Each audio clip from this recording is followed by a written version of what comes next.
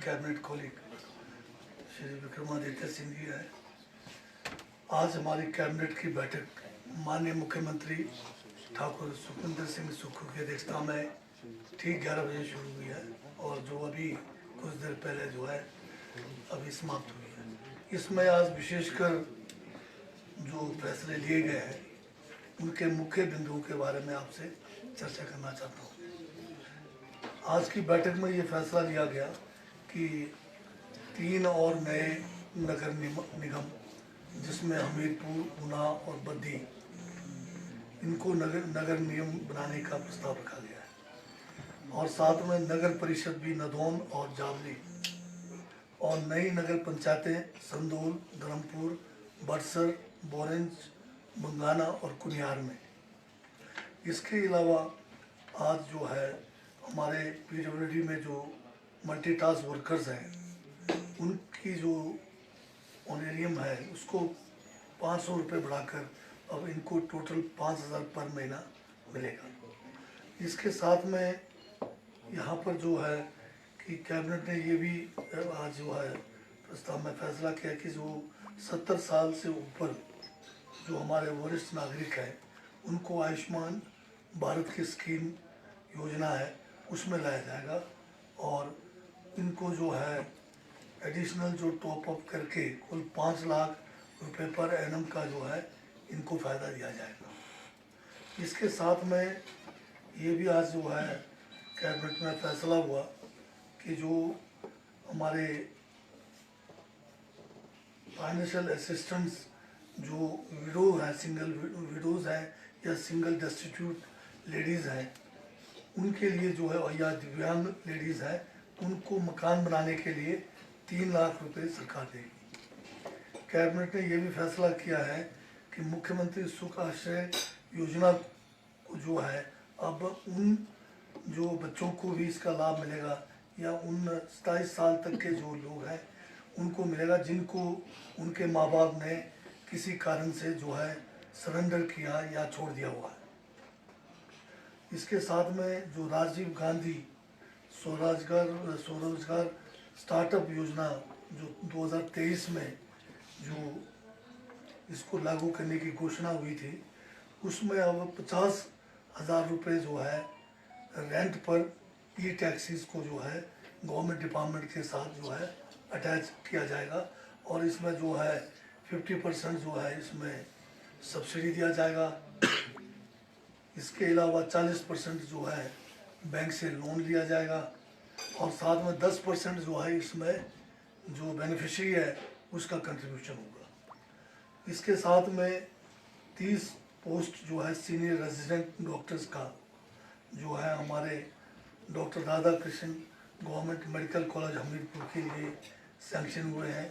उसके साथ में 326 और एंसिलरी स्टाफ के लिए भी पोस्ट सैंक्शन किए गए। कैबिनेट ने साथ में जो है एक पुलिस पोस्ट जो है मेडिकल कॉलेज हमीरपुर के लिए भी सैंक्शन किया है। कैबिनेट ने 28 पोस्ट जो है विभिन्न कैटेगरीज के जो है फिशरी डिपार्टमेंट के लिए भी मंजूर किया है। कैबिनेट ने साथ में 25 post assistant state taxes and excise officers जो है एक्साइज एंड टैक्सेशन डिपार्टमेंट के लिए भी स्वीकृत किया है। 10 पोस्ट जो है हमारे हिमाचल प्रदेश राज्य चयन आयोग हमीरपुर के लिए भी जो है मंजूर किया गया है। कैबिनेट ने यह भी फैसला किया है कि 6 पोस्ट जो है अलग अलग कैटेगरी के जो है नया ब्लॉक मेडिकल ऑफिस जो देरा में खुला है कांगड़ा में उसके लिए भी मंजूर किया है। कैबिनेट ने यह भी फैसला किया है कि जो हमारा न्यूली जो है कम्युनिटी हेल्थ सेंटर जो गुमा में शिमला में अपग्रेड हुआ है उसके लिए भी पोस्टें मंजूर की है। 4 पोस्ट जो है अलग अलग कैटेगरीज के मंजूर किए हैं। कैबिनेट ने यह भी फैसला लिया है कि जो हमारे एक प्राइवेट नर्सिंग कॉलेज ऊना में है, ऊना हरोली में है, उसकी जो जीएनएम के जो पोस्ट हैं 40 को बढ़ाकर 60 सीटें की है। टेक्निकल जो मैकेनिकल टेक्नीशियन के electrical engineering electrical vehicle technology, ये जो गवर्नमेंट हाइड्रो इंजीनियरिंग कॉलेज जो हमारे बिलासपुर में है, उसमें ये कोर्सें शुरू की जाएगी। इसके साथ जो है इसमें diploma course of computer engineering and internet of things at government polytechnic college Hamirpur में भी शुरू किया जाएगा।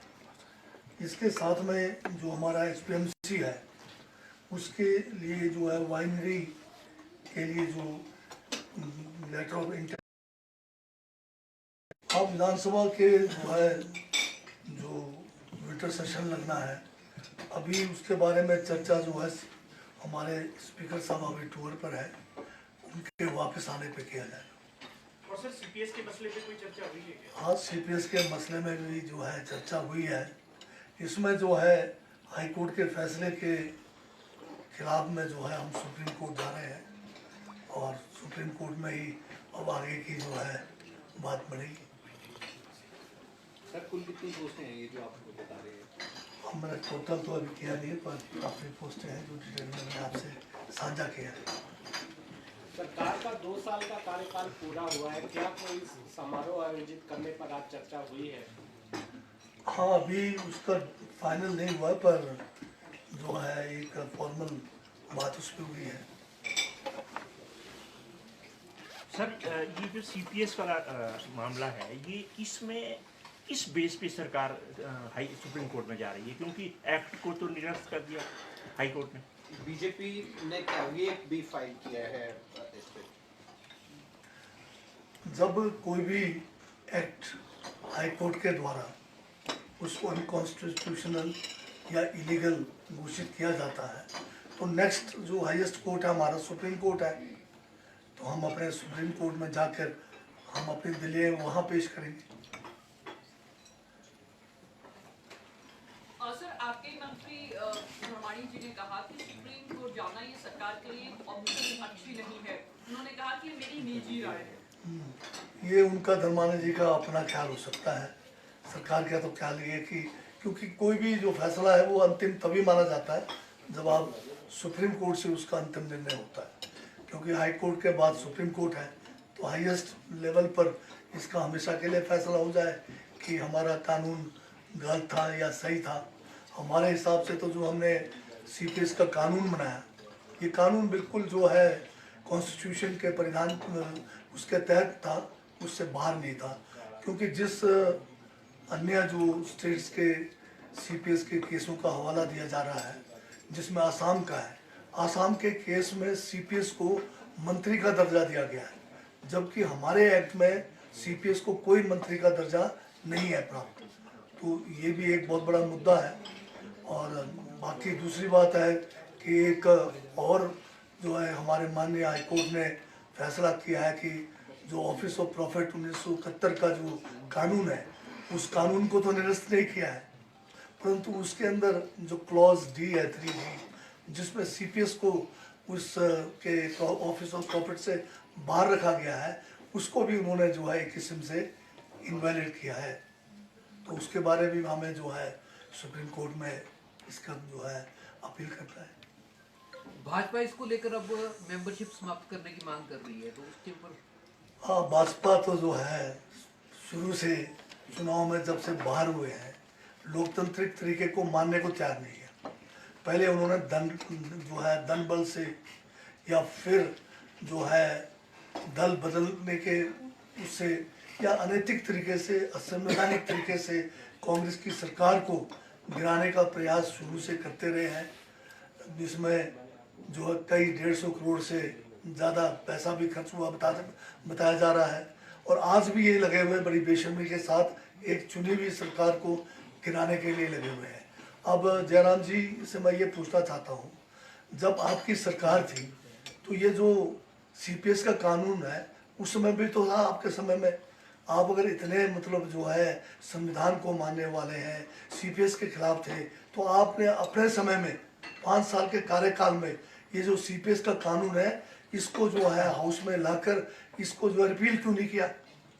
और आपके समय में, बीजेपी के समय में 2008 से लेकर 12 तक जो सती जी जिन्होंने जो है इस केस को माननीय हिमाचल हाई कोर्ट में जो सीपीएस के खिलाफ उठाया था, वो खुद भी इसके जो है फायदा उठाकर पूरा 5 साल इसका मजा लिया इन्होंने।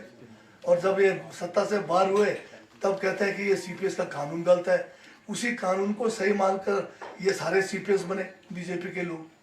तो आज जयराम जी का ये कहना कि ये जो है असंवैधानिक है, ये जो है गलत है, ये सारी बात जो है केवल सत्ता पाने के लिए इनके तरफ से ये तर्क दिए जा रहे हैं। जब इनको मौका था, अगर ये गलत कानून था तो इसको रिपील क्यों नहीं किया गया 2000 जब ये 17 के बाद इनकी सरकार 2023 तक 22 के दिसंबर तक थी।